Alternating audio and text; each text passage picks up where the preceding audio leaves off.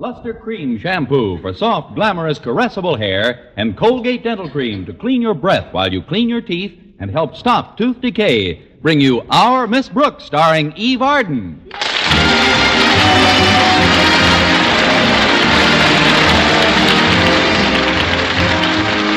Yes, it's time once again for Eve Arden in another comedy episode of Our Miss Brooks, written by Al Lewis. Well, for most of us, it's considerably harder to get up early on winter mornings than it is during the summer. But this isn't the case with our Miss Brooks, who teaches English at Madison High School. Maybe I'm just being perverse, but if I found it any harder to get up early in the winter than I do in the summer, I'd sleep right through the spring. That's why Mrs. Davis, my landlady, had such a time waking me last Thursday morning. Connie, get up, Connie. Go away, Mrs. Davis. Come on now. You told me yourself that you wanted to get up at 6:30 sharp. I was lying. I can't understand what makes you so difficult to wake up. Oh, it must be because of my dream.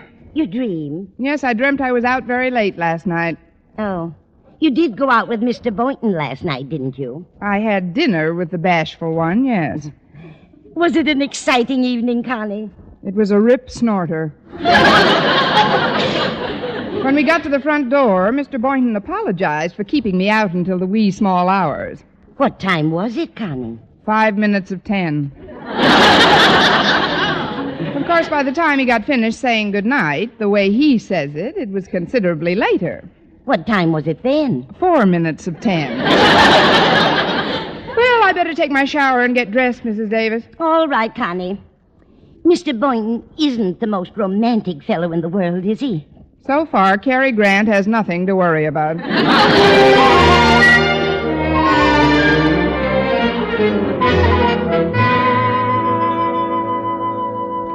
Oh, this coffee was very good, Mrs. Davis. Oh, I'm glad you like it, Connie. Do you know what I put into the coffee grounds to get that flavor? Don't tell me. I want another cup first. There we are. You want some? No, thanks. I've been thinking about Mr. Boynton all morning. Why, Mrs. Davis, don't tell me I've got competition. Oh, competition? Oh, of course not, Connie. Why, I'm old enough to be both your mothers. Oh, now, please, Mrs. Davis, you mustn't split up over us. Oh, that must be Walter Denton. I can tell because there's still some food on the breakfast table. I'll get it. All right, Connie. I'm going out in the yard for a few minutes. I've got to try to fix that incinerator. The incinerator? What's the matter with it? It caught on fire the other day. I'll tell you about it when I come back. Should be interesting. Be right there. Good morning, Walter. Correction, Miss Brooks. It's a wonderful morning. A delicious morning. A morning dripping with ecstasy. Well, trickle in, happy boy. What are you celebrating, Walter? Was Madison High swept out to sea by a tidal wave? Of course not, Miss Brooks. It's me that's being carried along by a tidal wave. A tidal wave of emotion unprecedented in one of my tender years. It's as if I'd discovered a hidden wellspring in the core of my being. You'll find a blotter in the hall closet. Now, come on into the dinette. I was just finishing a cup of coffee. Oh, I'd be happy to join you in a bit of breakfast, Miss Brooks. Sit down, Walter. How about a glass of milk? A glass of milk and a few pieces of coffee cake will be fine, thanks. I'm glad you brought your beaming face over so early today. Maybe you can loan me a pint or two of ecstasy. What's it all about?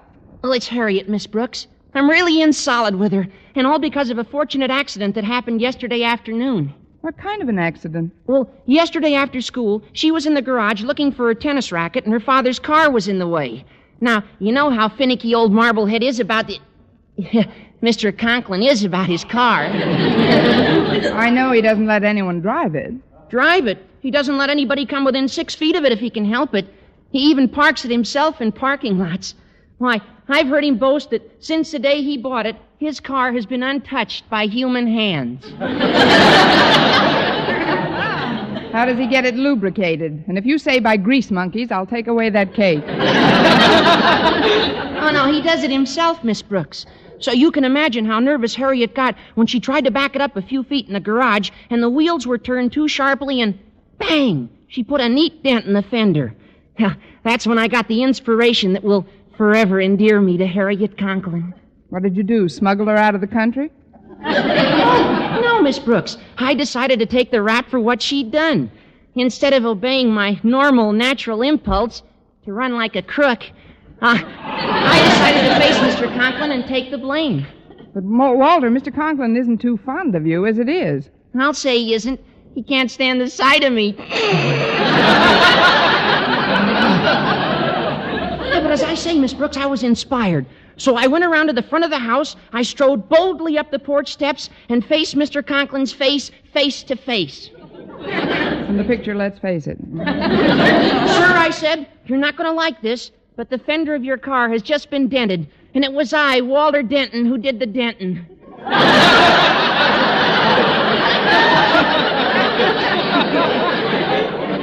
You've been reading too much Ogden Nash. What did Mr. Conklin say to that, Walter? He said, Denton, I admire your honesty. That's all he said? Not another word, not another syllable. He just extended his hand and shoved me down the steps. I knew there was some sort of punctuation. But as I landed in the yard below, I felt a warm glow spreading around my heart. I question the geographical accuracy of that remark. No, it's the truth, Miss Brooks. I saw a look in Harriet's eyes she helped me up that seemed to say, Walter Denton, I am forever your slave. And you know something, Miss Brooks? That system would work for you, too. But, Walter, I can't be your slave. The Board of Education has a priority. No, I'm talking about Mr. Boynton. Now, if you want to get in solid with him, all you've got to do is just what I did. What, let Mr. Conklin shove me down the steps? No, Miss Brooks. Take the rap for some jam that Mr. Boynton gets into. But Mr. Boynton doesn't get into any jams. How could I possibly take any raps for him? Maybe a jam could be arranged for Mr. Boynton. Mrs. Davis. I couldn't help but hear your conversation, Connie. You couldn't? No, I had my ear to the keyhole. Walter, I want you to know that I think you've got a wonderful idea there. Oh, thanks, Mrs. Davis. Now, it shouldn't be too tough to figure out a way to get Mr. Boynton into some kind of trouble at school. Then you could take the blame for him, and he'd be so grateful. He wouldn't know what to do for you first. But I bet you could tell him.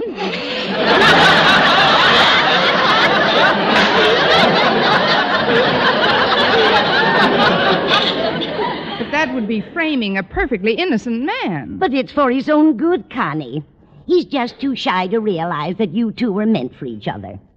Now, it's quite early yet, so before you start out for school, let's all sit quietly and try to figure out the best possible scheme. Swell. We'll all concentrate. I've got it. What is it? I'll borrow Mr. Boynton's cigarette lighter and leave it in the principal's office as evidence. His cigarette lighter? What good would that do? Oh, I forgot to tell you. First, I'd set fire to Mr. Conklin.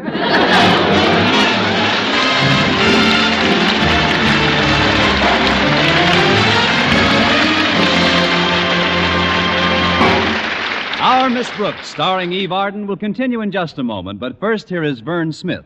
Now, dental science reveals a startling discovery in the fight against tooth decay. Proof that always using Colgate dental cream right after eating helps stop tooth decay before it starts. Continuous research, hundreds of case histories, makes this the most important news in dental history. Eminent dental authorities supervised hundreds of college men and women for over a year. One group always brushed their teeth with Colgates right after eating.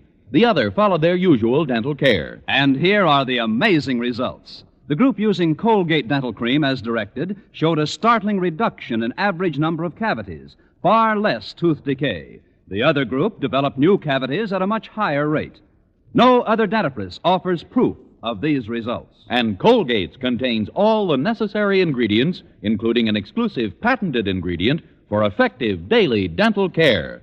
No risk of irritation to tissues and gums. And no change in flavor, foam, or cleansing action. As always, Colgate's cleans your breath while it cleans your teeth. The Colgate's now at your dealers is the same formula used in the tests. Always use Colgate dental cream right after eating to help prevent new cavities, help stop tooth decay before it starts.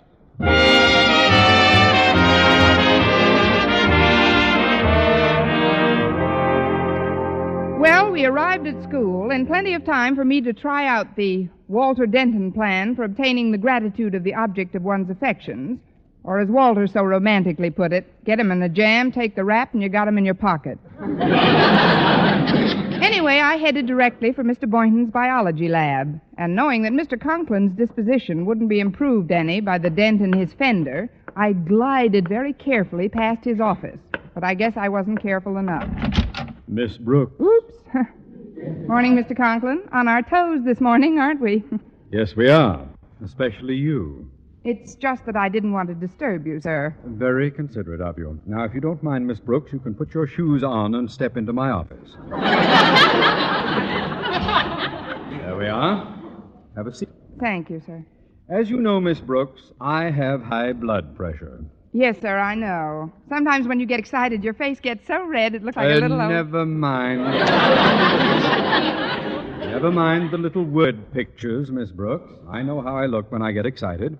What I wanted to tell you is that I saw you stepping out of Walter Denton's car this morning. Oh?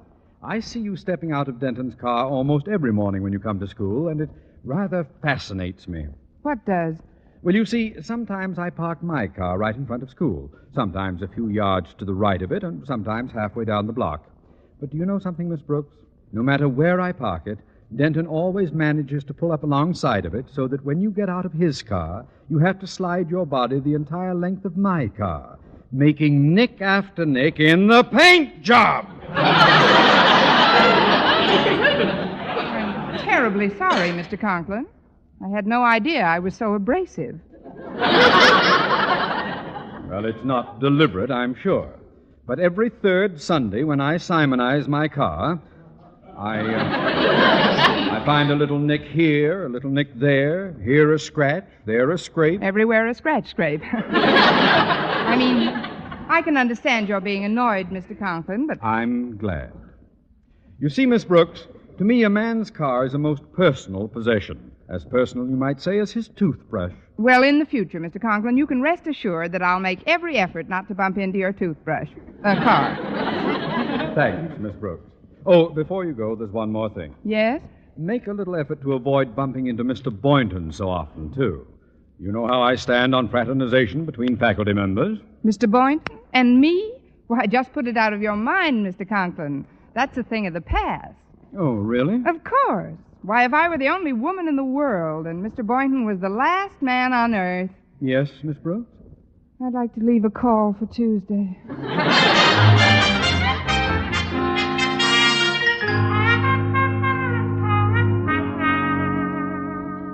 So you see, Mr. Boynton, although I don't like to lecture, these little visits have just got to stop. That's all there is to it. But why, Miss Brooks? I like your dropping into my lab like this. Well, that's the end of that lecture. Any questions? Oh, honestly, I don't see why Mr. Conklin's so strict about teachers passing the time of day once in a while. What harm does it do? Well, it does slow up our work some, I suppose. Although I haven't anything urgent to do at the moment. In fact, I was just doodling on this scratch pad. You see, it's a sketch of one of my white mice. Say, that's very cute. How is everything with you, Mr. Boynton? Fine, Miss Brooks. No trouble on the horizon at all? That is, everything sailing along smoothly for you? Smooth as silk. Oh. Let me have that mouse you just drew, and that pencil. Thanks. Now, when I put this little mustache on him, who does it remind you of? Oh, gee, I don't know. Here, I'll give you a hint. There. Well, when you put his name on it, it does look quite a bit like Mr. Conklin. Say, that reminds me, I've got some reports to turn into him this morning. Oh, I'll do it for you. I'm going right by his office. Are you sure it's no trouble? Trouble? It's my opportunity. I mean, I'll be glad to leave these reports for you. See you later, Mr. Boynton. All right, Miss Brooks, and thanks. Now I better tear up that drawing with Osgood Conklin's name on it, or he might... Well, now, that's funny. It disappeared.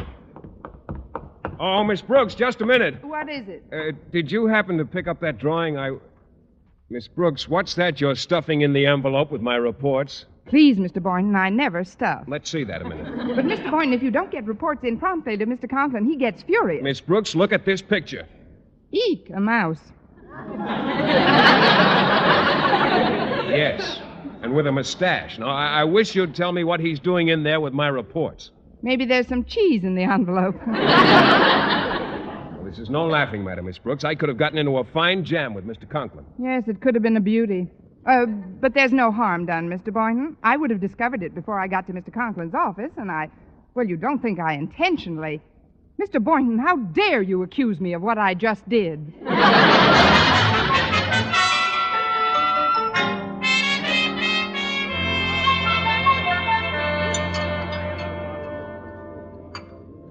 are you sitting way over here, Miss Brooks? I just saw Mr. Boynton at the other end of the cafeteria. Well, if you must know, Harriet, I'm staying away from Mr. Boynton because of your father. Oh, Daddy won't be up to the cafeteria today. He's been terribly upset since I dented his fender yesterday. Walter Denton took the blame for it, though. He's just an angel, Miss Brooks. Yes, I heard he flew down the steps beautifully. But ever since it happened, Daddy's been on a rampage. He's positive he's got an ulcer. Really? Can he afford one? I'm sorry to hear it. Daddy called the cafeteria a little while ago and had them prepare a special lunch for him to eat in his office. Plain broth and a whole-boiled chicken. Walter's bringing the tray over from the steam table now. I promised Daddy I'd bring it right down to his office. Well, here we are, Harriet. This ought to stop the old lion from growling for his victuals. Oh, hiya, Miss Brooks. Hello, Walter. Thanks, Walter. I'll rush it right down to him. Oh, just a minute, Harriet. I was just thinking. I've got to go back to my room for a minute. Why don't you stay here and eat your own lunch and let me take the tray for you? Well, that's very nice of you, Miss Brooks. Oh, it's nothing at all, Harriet. Here, give me the tray, Walter. Well, you're sure you'll drop it right in Daddy's office? Nothing would give me greater pleasure. Walter, will you walk out of the cafeteria with me for a moment? Oh, sure, Miss Brooks. Excuse me, Harriet. Certainly, Walter, dear. See how nice she is to me? How are you doing, Miss Brooks? Think of any way to get Mr. Boynton into a jam? I think I've got an idea, Walter, but you've got to help me. Yeah? While he's out, I want you to take this tray into Mr. Boynton's laboratory. Just put a little note on it saying compliments of the cafeteria. And whatever you do, don't mention this to Harriet. Yeah, but, Miss Brooks, this lunch belongs to Mr. Quiet, Walter. His office is just a few doors down the hall. You started me on this thing. Now, the least you can do is cooperate. Well, okay, Miss Brooks. I'll put it in the lab right away. But I sure hope you know what you're doing. I sure hope you get your hope. Well, what is it? May I see you for a moment, Mr. Conklin? Oh, come in. There's something I'd like to tell you, sir. Very well, but be brief. Oh, I will. I know this is your feeding time. Lunchtime.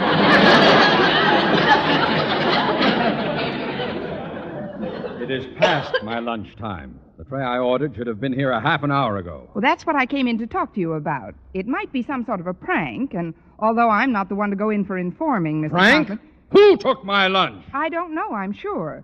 But I thought if you wanted me to, I could inspect some of the laboratories, classrooms, and see who the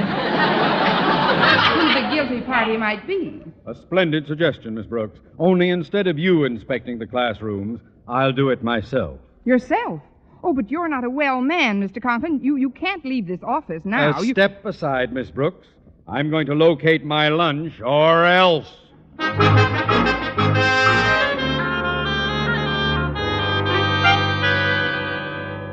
I'm glad you got to class before any of the others, Walter. I'm in the spot. Yeah, but Miss Brooks... When I had you put that lunch tray in Mr. Boynton's lab, I wanted him to see it before I transferred it to my room and told Mr. Conklin that somebody had played a prank on me. Yeah, I know, Miss Brooks, But Mr. Conklin insisted on making the rounds himself, and now... Walter, isn't that the lunch tray on my desk? Yeah, that's what I've been trying to explain, Miss Brooks.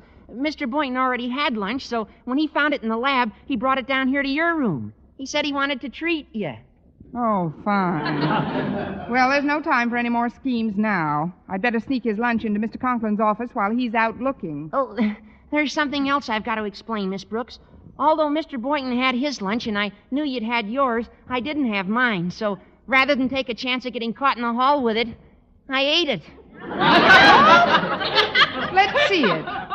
Oh, there's nothing left but a skeleton. I've got to get rid of this tray immediately. Quick, Walter, open the window. I'll take these dishes and lower them out. Yeah. Just a moment, Miss Brooks.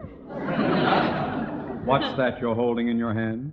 For all practical purposes, my death warrant. You see, Mr. Conklin... Silence! Put it down on your desk, please. Thank you. So you wanted to hunt through the classrooms yourself, eh? A very clever red herring, Miss Brooks, but it just didn't work.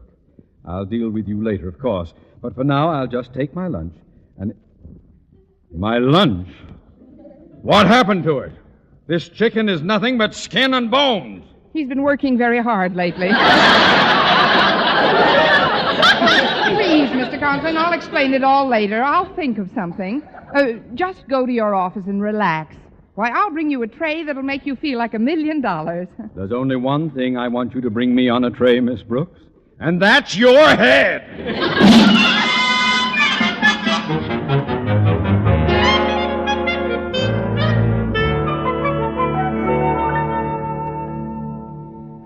Oh, I'm certainly glad school's over, Mr. Boynton. I thought this day would never end. Well, me too. Mr. Conklin was in a pretty bad mood, wasn't he? I can't understand it. He's got such a fine teaching staff, you'd think he'd be happy. Well, here's my car, Miss Brooks. If you haven't made any other plans, well, that is, I thought maybe if you didn't have a ride with some other, well, would you like me to? I'm already in, Mr. Boynton. Oh, fine. I'll get in. Now, we'll just... Uh-oh. Well, I seem to be jammed in between two cars here. Oh, it is pretty tight. Bumper to bumper. Well, I'll just have to start my motor and push the car in front of me a bit.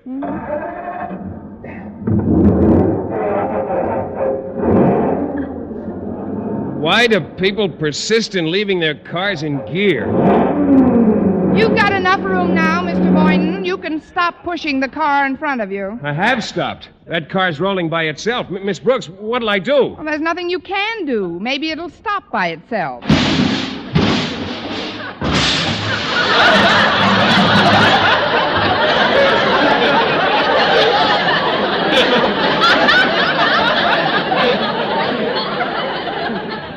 Well, that's the first time I've been right today. Come on. Oh, look at that fender, crumpled like an accordion. Well, let's see who the car belongs to. Miss Brooks, can you see the certificate on the steering wheel? Quite clearly, Mr. Boynton. It says, and I quote, Osgood Conklin. Osgood Conklin? Well, I guess I'll have to face the music. You wait right here, Miss Brooks. I'm going in and report this to Mr. Conklin.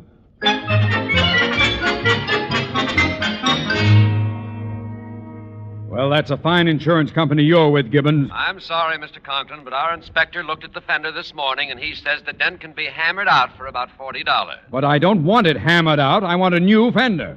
What am I paying insurance premiums for? Sorry, Mr. Conklin, a new fender would cost over $150, and the dent you have doesn't justify it.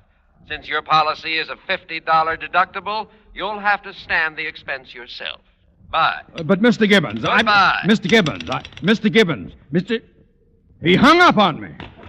Well, of all the colossal nerve. Oh, pardon me, sir. What do you want, Boynton? I wish to report an accident, sir, an automobile accident. Automobile accident? Anybody hurt? Not yet. You see, sir, it was your car. My car? Yes, sir.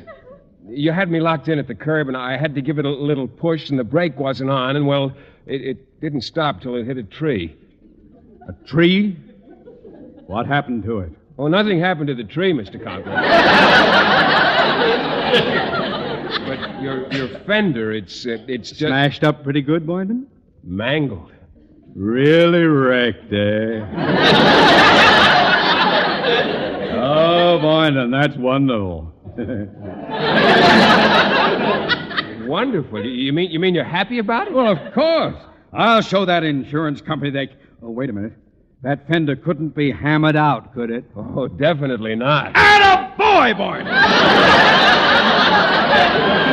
Oh, I won't forget this, my boy. You've done me a real turn. Don't you see? I had a little dent in the fender, but the insurance company wouldn't replace it. But now they'll have to. Do you hear me? They'll have to. Wait! Mr. Conklin, you're barking at the wrong tree. I mean, I alone am responsible for what just happened to your car. You? But Mr. Boynton said Never mind what Mr. Boynton said. Now, see here, Miss Brooks, there's no necessity for you to go... Ixnay, Mr. Boynton, I'll handle this. No, Mr. Conklin, I know you're angry at me as it is, but I cannot let an innocent person try to shield me. You can go now, Mr. Boynton. Leave here a free man. But, Miss Brooks, You can thank me some other time. Tonight, say? But I don't understand. Why are you trying to take credit for this, Boynton? Credit? Credit? Look, Mr. Conklin, I don't understand a lot of things that have happened here today, so if you'll excuse me, I'll take Miss Brooks' suggestion and leave here a free man. But, Mr. Boynton, I don't have... Now, what's the matter with him? What difference does it make who did what as long as I'm pleased? Miss Brooks, you have no idea what you've just done for me. You're so right. And you, Mr. Conklin, have no idea what I have just done to me. But I told you I'm not angry. Why are you still up a tree? If an English teacher may correct a principal, Mr. Conklin, it isn't a tree that I'm up. What I'm up, and without a paddle, is a creek.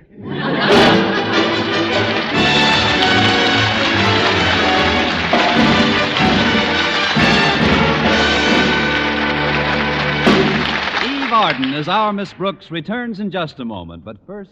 Dream girl, beautiful luster cream girl. Tonight, yes, tonight, show him how much lovelier your hair can look after a Luster Cream shampoo. Luster Cream, world's finest shampoo. No other shampoo in the world gives Kay Dumit's magic blend of secret ingredients plus gentle lanolin. Not a soap, not a liquid. Luster Cream shampoo leaves hair 3 ways lovelier. Fragrantly clean, free of loose dandruff, glistening with sheen, soft, manageable. Even in hardest water, Luster Cream lathers instantly.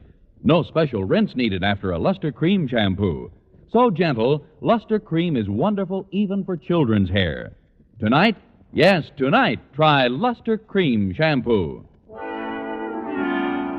Dream girl, beautiful luster cream girl. You owe your crowning glory to a luster cream shampoo.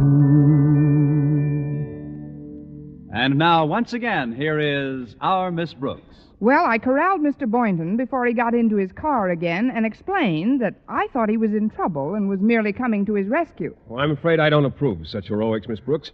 You see, I've always liked to stand on my own 2 feet. It's a trait I inherited from my father. Really? Yes, Miss Brooks. I've gotten where I am today without the help of any woman. I'm rather proud of that, and so is my father. Mr. Boynton, could I have his address? His address? What for, Miss Brooks? I want to send your father a card on Mother's Day.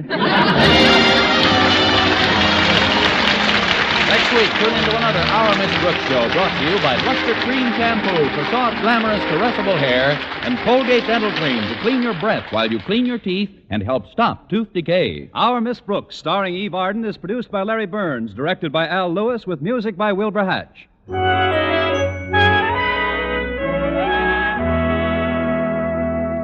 Doctors prove you too may have a lovelier complexion in 14 days. Yes, 36 leading skin specialists proved in tests on 1,285 different women that a new method of cleansing with Palmolive soap using nothing but Palmolive brought new complexion beauty to 2 women out of 3. Just wash your face 3 times daily with Palmolive soap. Each time for 60 seconds, massaging Palmolive's beauty lather onto your skin, then rinse. So start your Palmolive facials today. See what Palmolive soap can do for your complexion in just 14 days.